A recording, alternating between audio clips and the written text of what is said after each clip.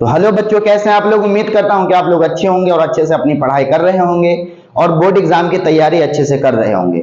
तो आज का जो हमारा वीडियो है ये है 3.3 का, और आज हम क्वेश्चन बनाने वाले हैं एक्सरसाइज 3.3 का पहला नंबर क्वेश्चन का 5वां। आज हम इसको प्रतिस्थापन विधि से हल करेंगे और ये बहुत ही अच्छा क्वेश्चन है। देखने में थोड़ा सा डिफिकल्ट लगेगा, भारी लगेगा, लेकिन ऐसा कुछ भी नहीं है। ये रूट में दिया गया है तो इसको हम रूट के ही तरीके से बनाएंगे। तो आइए वीडियो शुरू करते हैं। उससे पहले एक दरखास्त है कि वीडियो को लाइक कर दें, चैनल को सब्सक्राइब कर लें और इसे अपने दोस्तों के पास जरूर शेयर करें। तो सबसे पहले हमने यहाँ पर लिखा है एक्सरसाइज 3.3 और यहाँ पर हमने लिखा प्रतिस्थापन विधि से हल करें, यानी इसको प्रतिस्थापन विधि से हल करना है। विधि 3 होता है, प्रतिस्थापन विधि, वर्गीकरण विधि और यहाँ पर विलोपन विधि होता है। ठीक है, तो आज हम क्या करने वाले हैं, प्रतिस्थापन विधि से हल करेंगे, फिर अगले दिन हम विलोपन विधि में चलेंगे। ठीक है, तो यहाँ पर सबसे पहले क्या लिखा हुआ, क्वेश्चन नंबर 1 का 5वां है यहाँ पर। ठीक है, और 1 का पहला, दूसरा, तीसरा ये सारी वीडियो अपलोड है मेरे चैनल पर, जाकर आप देख सकते हैं। तो यहाँ पर हम क्या लिखा हुआ है, सबसे पहले देखिए समीकरण 1 में है 2x यानी under root 2x plus root 3y बराबर में 0 है, यानी समीकरण 1 है। दूसरा समीकरण क्या है, root 3x minus root 8y बराबर 0, ये समीकरण 2 है। तो आपको पता होगा कि प्रतिस्थापन विधि का रूल क्या होता है, समीकरण 1 से या समीकरण 2 से समीकरण 3 निकाला जाता है। तो आइए हम वही काम करते हैं। सबसे पहले हम समीकरण 3 निकाल लेते हैं। तो यहाँ पे हम लिखेंगे समीकरण 1 से, क्या लिखेंगे, समीकरण 1 से। ठीक है, तो समीकरण 1 क्या है, root 2x plus root 3y बराबर में है 0, ये समीकरण 1 है। अब हमको क्या करना है, या तो y बाहर करेंगे या तो x बाहर करेंगे। तो हमारा मन है y बाहर करने का, अगर आपका मन है कि x बाहर हो तो आप वो भी कर सकते हैं।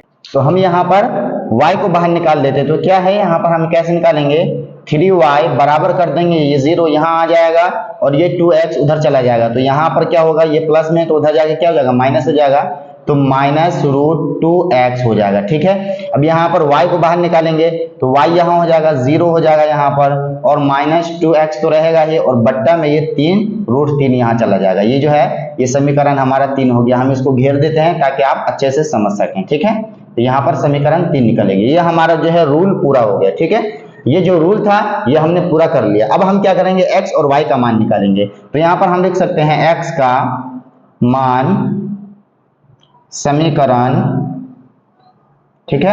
अब यहाँ पर कैसे करेंगे, 2 से करेंगे। ठीक है, 2 से। पहला समीकरण हमने यहाँ पे लिया और दूसरा समीकरण यहाँ लिया। तो दूसरा समीकरण क्या कह रहा है, यहाँ पर देख लीजिए, root 3x minus root 8y बराबर में 0 है। ठीक है, तो अब हम क्या करेंगे, ऐसे लिखेंगे, रूट 3x माइनस है तो माइनस डालेंगे, रूट 8 है तो रूट 8 को ऐसे ही डालेंगे, लेकिन यहाँ पर जो y है इसको ब्रैकेट करेंगे और y की जगह पर हमने यहाँ लिखना जो समीकरण 3 निकाले थे उसको डालेंगे।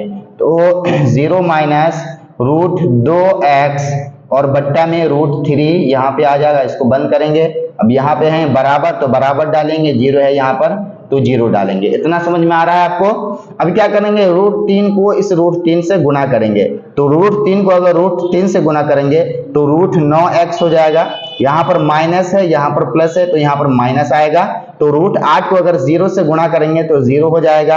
अब यहाँ पर देखिए ये माइनस है और ये भी माइनस है, तो माइनस माइनस मिलके क्या हो जाता है, प्लस हो जाता है। तो रूट 8 को रूट 2 से गुना करेंगे तो रूट 16 हो जाएगा, रूट 16x। यहाँ पर बराबर का चिन्ह है तो बराबर देंगे। रूट 3 को 0 से गुना करेंगे तो क्या हो जाएगा, 0 हो जाएगा। इतना समझ में आया। अब हम रूट को क्या करते हैं, निकालते हैं। तो रूट 9 क्या होता है, यानी 3x हो जाएगा, 3 का वर्गमूल 9 होता है। ये माइनस है तो माइनस रहेगा, 0 है तो 0 रहेगा, प्लस है तो प्लस रहेगा। रूट 16 का वर्गमूल क्या होता है, 4x हो जाएगा, 4 का वर्गमूल क्या होता है, 16 होता है। बराबर में ये 0 है तो 0 ऐसा ही रहेगा। समझ में आ रहा है, कोई दिक्कत अगर हो तो बताइएगा। अब यहाँ पर देखिए ये 3x है और ये 4x है, यानी चर को अलग कर देंगे, अचर को अलग कर देंगे, यानी जिसके साथ x मिला हुआ है उसको अलग कर देंगे और जो सिंपल है उसको अलग कर देंगे। तो ये 3 प्लस में है और ये 4 भी प्लस में है, तो दोनों मिल जाएगा यानी जुड़ जाएगा। तो 4 और 3 कितना हो जाएगा, 7x हो जाएगा। ठीक है, ये क्या हो जाएगा, अब यहाँ पर ये बराबर इधर आ जाएगा। ठीक है, अब ये जीरो यहीं रहेगा, लेकिन ये जीरो क्या हो जाएगा, बराबर के उधर जाएगा तो अपना चिन्ह को बदले लेगा। तो यहाँ पर माइनस है तो प्लस में आकर क्या कर लेगा, अपना चिन्ह प्लस में कर लेगा। तो यहाँ पर 7x हो गया और प्लस में क्या हो गया, बराबर। तो 2 जीरो है या 1 जीरो, माना क्या हो जाएगा, 1 हो जाएगा। ठीक है, तो यहाँ पर अब हम थोड़ा और समझते हैं अच्छा से। तो इसको हम ऊपर लेके आ रहे हैं, तो 7x बराबर में क्या था, 0। अब हम क्या करेंगे, x के वैल्यू निकालेंगे, x का मान निकालेंगे। तो x बाहर कर देंगे तो 0 के बट्टा में ये 7 चला जाएगा। ठीक है, तो काटेंगे तो क्या हो जाएगा, 0 हो जाएगा। तो x का मान हमारा क्या हो गया, 0 हो गया। समझे, इसको हम घेर देते हैं ताकि आपको अच्छा समझ में आए।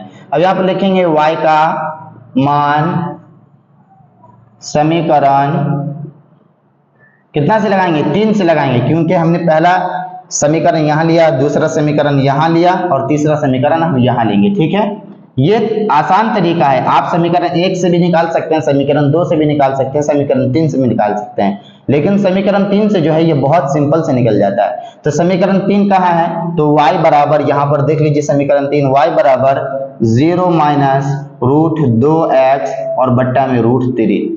समझे, बट्टा में रूट 3, यही है ना समीकरण 3। अब देखिए यहाँ पर y बराबर 0 है तो 0 डालेंगे, माइनस है तो माइनस डालेंगे, रूट 2 है तो 2 डालेंगे। लेकिन यहाँ पर 2 संख्या है, बीच में कुछ नहीं है तो गुना होता है, तो यहाँ पर क्या करेंगे, गुना का चिन्ह डालेंगे। और x का वैल्यू कितना आया है, x का मान कितना आया है, 0, तो यहाँ पर 0 आएंगे और बट्टा में रूट 3 ऐसे ही रहेगा। ठीक है, अब फिर y का बाहर करेंगे। अब क्या करेंगे, 0 है तो 0 डालेंगे, माइनस है तो माइनस। अब यहाँ पर क्या है, गुना का चिन्ह है, तो रूट 2 को अगर हम 0 से गुना करेंगे तो 0 आ जाएगा, बट्टा में रूट 3 ऐसे ही रहेगा। इतना समझ में आ रहा है। अब क्या करेंगे, y बराबर करेंगे, 0 में से माइनस 0 करेंगे तो 0 होगा और बट्टा में क्या हो जाएगा, रूट 3 हो जाएगा। इसको काटेंगे तो 0 से ही कटेगा, तो y का मान हमारा क्या आ गया, 0 आ गया। इसको भी हम क्या करते हैं, घेर देते हैं ताकि आपको समझ में आए।